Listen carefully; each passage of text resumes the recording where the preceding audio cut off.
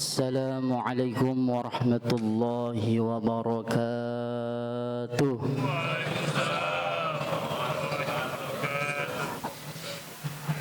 Cabe ya cabe, ketoprak ya ketoprak. Rame mah rame, cuman belum kompak. Ulangi. Assalamualaikum warahmatullahi wabarakatuh.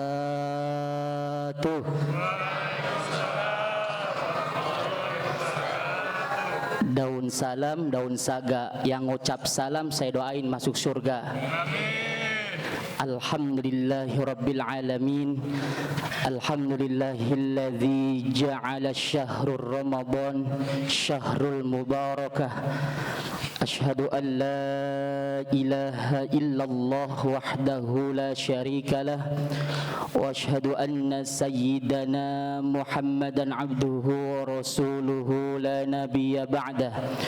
Allahumma fassalli wa sallim wa karrim wa azim ala sayyidina wa habibina wa syafi'ina wa maulana Muhammadin. Kata Kanjeng Nabi, ketika namaku disebut, ogah nyebut namaku bersolawat, maka orang tersebut di dunianya paling bakhil, pelit, medit, butut kusiran. Tuh udah parah dah. Kalau orang udah kata pelit medit, kopi udah habis, ampasnya diulang lagi, itu saking pelitnya orang. Wa maulana Muhammadin wa ala alihi wa sahbihi ajma'in, amma ba'du. Wa qala Allah ta'ala fi kitabihil karim wa huwa asdaqul qailin, a'udzu billahi minasy syaithanir rajim, bismillahirrahmanirrahim, ya ayyuhalladzina amanu taqullaha wal tanzur nafsum ma qaddamat lighad wattaqullaha innallaha khabirum bima ta'malun. Sadaqallahul azim wa balagha rasul habibul karim wa nahnu ala dzalika minasyahidin wasyakirin walhamdulillahi rabbil alamin. Alhamdulillah, hadirin sidang salat tarawih rahimakumullah. Pertama dan paling utama, marilah kita panjatkan puja syukur kepada Allah Subhanahu wa taala. Alhamdulillah, pada malam hari ini kita dapat melangkahkan kaki kita, di mana malam hari ini malam ke-27 Ramadan, ada juga yang malam 28 Ramadan. Mudah-mudahan kumpulnya kita di sini senantiasa mendapat ridha Allah Subhanahu wa taala, dan mudah-mudahan kita termasuk golongan orang-orang la'allakum tattaqun. Salawat teriring salam semoga tercurah kepada baginda Nabi besar Muhammad sallallahu alaihi wasallam. Hadirin sidang salat tarawih rahimakumullah. Kaifa halukum, gimana kabarnya Bapak Ibu semuanya? Alhamdulillah baik. Mudah-mudahan di akhir-akhir penghujung bulan Ramadan ini, di mana bulan Ramadan seperti halnya kita sedang kompetisi sepak bola. 10 hari pertama itu babak penyisihan. Kalau banyak babak penyisihan, otomatis jangankan Masjid Al-Aqsa, masjid kampung yang kecil aja itu penuhnya luar biasa. Sampai-sampai Masjid Al-Aqsa saya lihat malam pertama sampai ke WC-WC, ke toilet, nggak saking penuhnya. Itu penyisihan wajar. Ternyata pas babak 10 hari kedua Ramadan, babak semifinal sudah mulai berguguran satu persatu, gugur di tengah medan. Artinya apa? Di situ sudah Allah seleksi keimanan hambanya masing-masing. Dan yang terakhir 10 hari terakhir Ramadan, inilah babak final. Dan ini pun belum termasuk final sampai akhir penghujung takbiran. Jangan mentang-mentang ini 10 hari terakhir saya kejar Lailatul Qadar, ternyata malamnya tergoda dengan di mall, malamnya tergoda ada bazar, malamnya tergoda kita pengen beli bagaimana buat baju lebaran, ternyata tarawih di Al-Aqsa ditinggalin, apalagi imamnya ganteng banget ditinggalin. Masya Allah. Hadirin wal hadirat rahimakumullah. Alhamdulillah pada malam hari ini kami diamanatkan oleh pengurus Amaliyah Ramadan, diberikan tugas terkait judul muamalah atau akhlak. Berbicara muamalah dan akhlak kaitannya berhubungan hablum minan nas. Puasa Ramadan itu ibadah yang tidak hanya ikatannya kepada Allah Subhanahu wa taala saja, tetapi puasa bisa menumbuhkan rasa empati kita, rasa solidaritas kita kepada sesama manusia. Bagaimana ketika kita berpuasa? Enak kalau kita puasa masih kena AC, enak kita puasa masih bisa tidur. Bagaimana saudara-saudara kita di tengah jalan ketika terik matahari panas berpuasa, mereka mencari nafkah, apakah kita diam begitu saja? Rasa empati kita kemana? Sedangkan ketika orang sakaratul maut berandai-andai, laula akhartani ila ajalin qarib, ya Allah berikanlah kami 1 detik hidup di dunia. Itu orang sakaratul maut. Namanya orang sakaratul maut, diajak ngomong enggak nyambung, diajak dikasih minum enggak masuk, boro-boro makan nasi goreng enggak makan, enggak bisa. Orang sakaratul maut maunya diapain? Ditalkinin. Apa talkinnya? La ilaha illallah, atau kalimat Allah Allah, biar dimudahkan proses sakaratul mautnya. Ketika mereka sedang mengalami sakaratul maut, mereka berandai-andai kepada Allah, laula akhartani ila ajalin qarib. Ngapain tuh orang sakaratul maut berandai-andai pengen hidup lagi di dunia? Fa asaddaqa wa akum minas solihin. Mereka yang mengalami sakaratul maut keinginannya pengen sedekah. Pertanyaan timbul, pertanyaan, kenapa orang sakaratul maut yang sedang berproses begitu lama, bahkan 3 hari 3 malam tidak bisa makan, tidak bisa minum, diajak ngobrol tidak nyambung, itu mereka kenapa pengen sedekah? Bukannya pengen ibadah sholat.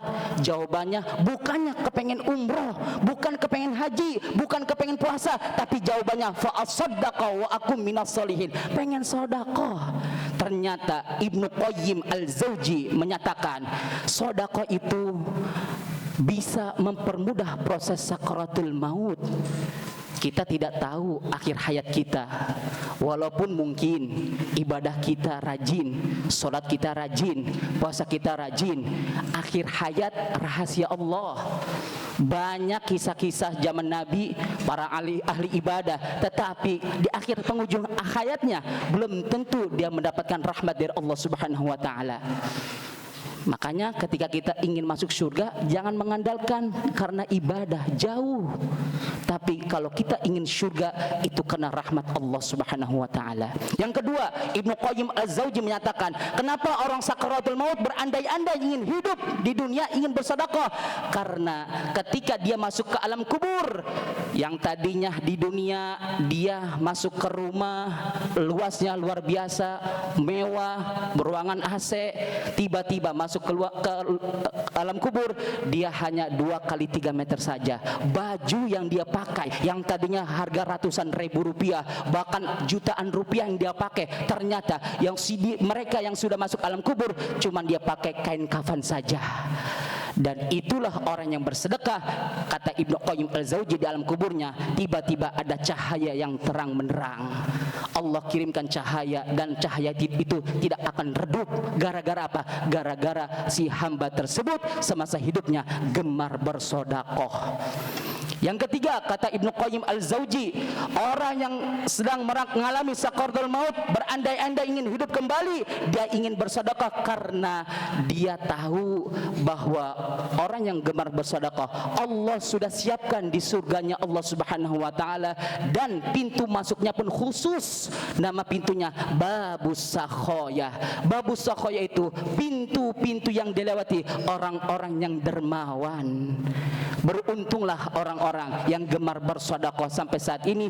Bahkan di bulan Ramadan ini 1 kali kebaikan dilipat gandakan, bahkan 10 kali kebaikan, bahkan ada yang mengatakan 70 kali kebaikan. Luar biasa. Makanya mumpung momentum yang sangat berharga ini di bulan suci Ramadan, jangan kita sia-siakan. Yang selanjutnya, kata Ibnu Qayyim Az-Jauzi menyatakan, kenapa orang sakaratul maut berandai-andai ingin hidup di dunia pengen sedekah? Karena dia tahu sedekah itu salah satu ciri tanda orang ibadahnya diterima Allah adalah gara-gara dia gemar sedekah. Kita flashback ke belakang, kita usap dada kita, apakah sholat kita diterima sama Allah? Apakah puasa kita diterima sama Allah? Salah satu cirinya adalah mereka adalah gemar bersedekah. Selanjutnya kata Ibnu Qayyim Al-Jauzi menyatakan, kenapa orang sakaratul maut berandai-andai hidup di dunia ingin bersedekah? Karena beruntunglah orang-orang yang sampai detik ini gemar bersedekah. Ternyata di yaumul hisab nanti pertanyaan yang paling berat ditanya tentang harta. Dari mana kau didapat? Untuk apa? Artinya apa? Artinya orang-orang yang bersedekah beruntunglah ketika kita uang miliaran rupiah, ratusan juta, tapi ketika yaumul hisab akan dipermudahkan oleh pertanyaan mungkar nakir malaikatnya Allah Subhanahu wa taala. Mudah-mudahan kita termasuk golongan-golongan orang-orang yang senantiasa gemar bersedekah baik di Ramadan maupun di luar Ramadan. Kita pasca Ramadan perhatikan, jangan sampai kita itu hanya berlomba-lomba kebaikan di bulan Ramadan saja, tetapi di luar Ramadan begitu saja kita abaikan. Puasa Ramadan full 30 hari, setelah Ramadan boro-boro Senin Kemis tinggalkan begitu saja. Sedekah kita rajin di bulan Ramadan, iftar kita kasih di masjid di mana-mana, tapi di luar bulan Ramadan kadang jangankan ratusan ribu, 10 ribu aja berat ngeluarin duitnya di luar Ramadan, tapi ketika Ramadan jutaan pun dia korbankan, dia ingin berlipat-lipat ganda. Justru itu Ramadan syahrut tarbiyah, bulannya pendidikan. Kita dilatih, diterpa di bulan suci Ramadan bagaimana menghadapi 11 bulan yang akan datang. Inilah fungsinya bulan suci Ramadan. Ini saja yang saya dapat sampaikan, mudah-mudahan bermanfaat, wabil khusus di pribadi saya sendiri dan umumnya kepada para jamaah sekalian. Sebelum kami tutup ada sedikit pantun. Lampu hijau bukan berhenti, sen kiri jangan belok kanan, 10 terakhir akan lewati, banyak ibadah mohon ampunan. Cina terkenal dengan Wuhan karena corona di situ dilahirkan. Ini mengingat akhir Ramadan, jika ada salah mohon dimaafkan.